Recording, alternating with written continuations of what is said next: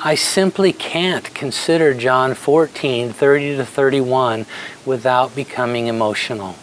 The profound courage and determined sacrifice embedded in my Savior's words recorded there always elicit a reaction from deep within my soul. First, he told his disciples that the time for talk was nearing an end and the time for action was at hand.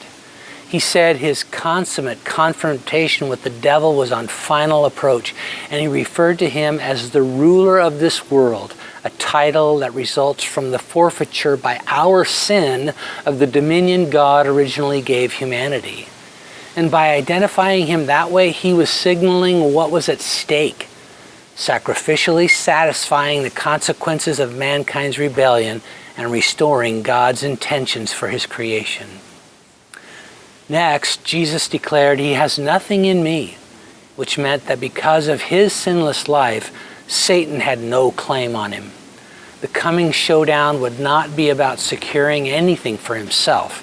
He said it would be a demonstration of his loving obedience to the will of the Father.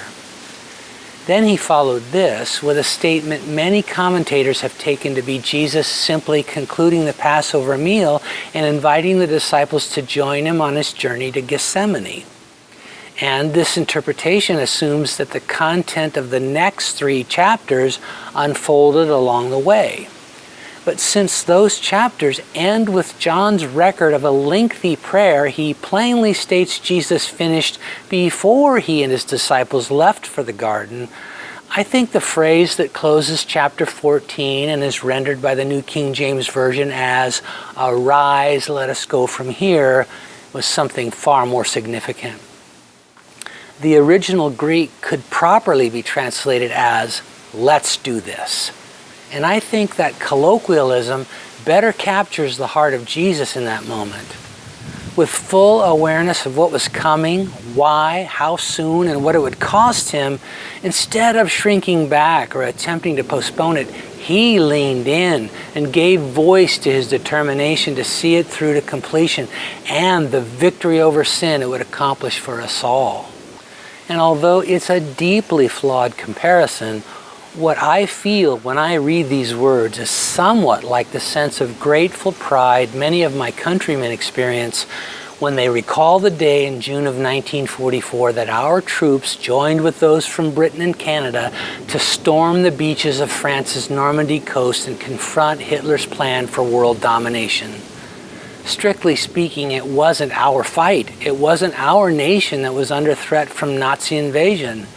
Still, our brave soldiers answered the call to advance into that arena of terrible suffering for the sake of others.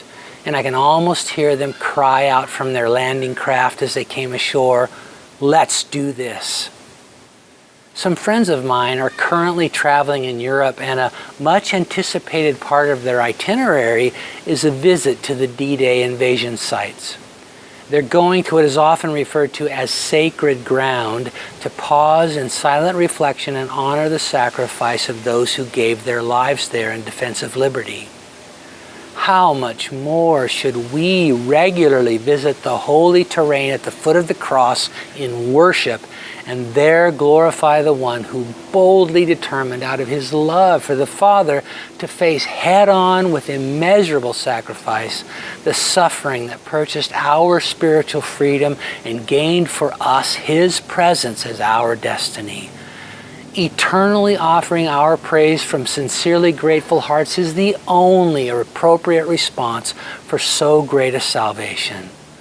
Let's do this.